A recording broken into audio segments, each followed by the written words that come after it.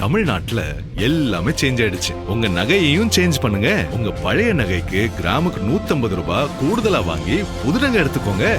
அதே கம்மி சேதாரம் தான் உங்க லலிதால மட்டும்தான். ஆச்சி மசாலா. எந்த சமையலும் ருசி தேடும் ரகசியம் 20 ரூபாய். போலியோ டிராப்ஸ் போடுறது ஏன் இவ்வளவு முக்கியமா சொல்லப்படுது? இதனால என்னென்ன பாதிப்புகள் முதல்ல ஏற்பட்டுச்சு அதெல்லாம் பார்க்கலாம்.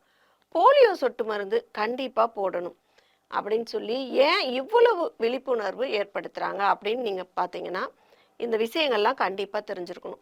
1950 கோடை காலத்துல குழந்தைகளுக்கு ஏற்பட்ட வயிற்றுப்போக்கு, அது சாதாரண வயிற்றுப்போக்கா அல்லது வந்திருக்கிறது இந்த புதிய வைரஸ் தொற்றா அப்படின்னு மருத்துவர்களே பெற்றோர்களும் கலங்கி நின்ற காலம். 1952 அமெரிக்காவில் மட்டுமே 58,000 குழந்தைகளை இந்த போலியோ பாதிச்சது. 3000 குழந்தைகளின் உயிரை கூட வாங்குச்சு. உலகெங்கும் வேகமாக பரவுனது இந்த வைரஸ். ஒரு வருடத்தில் மட்டும் 3 லட்சம் குழந்தைகள் இதால் பாதிப்படைஞ்சாங்க. 5 வயதுக்குட்பட்ட குழந்தைகளை தான் இது பெரிதும் பாதிப்பு ஏற்படுத்துச்சு. அந்த காலகட்டத்தில் எல்லாம் பார்த்தீங்கன்னா நிறைய குழந்தைகள் இந்த இடுப்புக்கு கீழே கால் வளர்ச்சியே இல்லாமல் இருக்கும். அந்த மெட்டல் ஷூ போட்டிருப்பாங்க, ஊன்றுகோல் வச்சுட்டு நடப்பாங்க. இதெல்லாம் அப்போ இருந்தது. அதை தான் நம்ம இளம்பிள்ளை வாதம்னு சொல்லிட்டு இருந்தோம். இந்த போலியோ அவ்வளவு எளிதில் யாருமே மறந்துட முடியாது.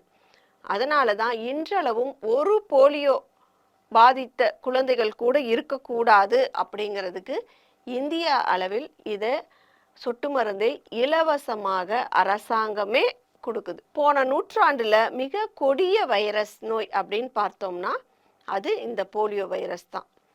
அதில் ஒன்றுன்னு சொல்லலாம். சுகாதாரமற்ற உணவு அல்லது தண்ணி மூலம்தான் இது ஏற்படுத்துது. வயிற்றுக்குள்ளே அது எப்படியா போயிடுச்சுன்னா அது ரத்தத்தின் வழியாக பரவி இந்த போலியோ நோயை ஏற்படுத்துச்சு. 5 முதல் 10% குழந்தைகளை இது தீவிரமாக தாக்குச்சு. அப்பொழுது அது நரம்பு மண்டலத்தை அதிகமாக பாதித்தது. தண்டுவட நரம்பு இயக்கத்தை செயலிழக்க செய்தது. இதனால் இளம்பிள்ளை வாதம் ஏற்பட்டது. சிலருக்கு மரணத்தை கூட தந்தது. போலியோ பாதித்த குழந்தைகளின் மரணம் கம்மிதான் அப்படின்னு சொல்லலாம். போலியோவால் பாதிக்கப்பட்ட குழந்தைகள் நிறைய இருந்தது. ஒரே ஒரு குழந்தை கூட போலியோவால் பாதிக்கப்பட்டது இருந்தால் அது திரும்பவும் மற்ற குழந்தைகளுக்கு பாதிப்பை ஏற்படுத்தும். அந்த அளவில் தான் அந்த வைரஸ் வேகமாக பரவும். RMA வைரஸ் அந்த வகையை சார்ந்தது தான் இது. போலியோ வைரஸ் மிகவும் கொடிய நோயாக பார்க்கப்பட்டது. இவ்வளவு வேகமாக பரவிய இந்த நோய்க்கு முதல்ல முற்றுப்புள்ளி வைத்தவர் தான் ஜோன் சால்ட். போலியோ தடுப்புக்கு 2 வகையான மருந்து கண்டுபிடிச்சாங்க. ஒன்று தடுப்பூசி, ஒன்று சொட்டு மருந்து. தடுப்பூசி தான் ஃபஸ்ட்டு கண்டுபிடிச்சாங்க. அதை நோய் கட்டுக்குள்ளே கொண்டு வந்தாங்க. அவர் தான் இந்த ஜோன் சால்ட். இவர் தடுப்பூசியை கண்டுபிடிச்சார். 1961 டாக்டர் ஆல்ஃபர் ஷார்பின் இவர் வாய் வழியாக எளிதில் போடக்கூடிய போலியோ சொட்டு மருந்தை உலகுக்கு அறிமுகப்படுத்தினார். 1985 இந்தியாவில் பல்ஸ் போலியோ தடுப்பு முறை அறிமுகப்படுத்தப்பட்டது. 1995 உலக சுகாதார நிறுவனம் அதோட உதவியோடு தான் இந்தியா முழுவதும் தீவிர போலியோ சொட்டு மருந்து வழங்கும் திட்டம் செயல்படுத்த தொடங்கணும். 2017 இந்தியா அதிகாரப்பூர்வமாக போலியோ இல்லாத நாடாக உலக சுகாதார நிறுவனத்தால் அறிவிக்கப்பட்டது. ஆனால் ஒரு குழந்தைங்க கூட பாதித்தா மற்றவங்களை பாதிக்கும் அப்படிங்கிறனால ஒரு குறிப்பிட்ட அளவு வருஷங்களுக்கு இந்த போலியோ டிராப்ஸ் கொடுத்துட்டே இருக்கணும். அதனால தான் இன்னமும் நமது அரசாங்கம் அதை இலவசமாக போட்டுட்ருக்காங்க. தமிழ்நாடு மற்றும் இந்தியா முழுவதும் தீவிர போலியோ சொட்டு மருந்து முகாம் வருகிற ஜூன் 28, 2026 ஞாயிற்றுக்கிழமை அன்று நடைபெறுது.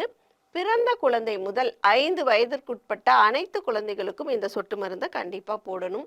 ஏற்கனவே குழந்தை பிறந்தப்போ நாங்கள் இந்த சொட்டு மருந்து போட்டுட்டோம் அப்படின்னாலும் இந்த முகாமில் நீங்கள் மீண்டும் கண்டிப்பாக சொட்டு மருந்து போடணும்.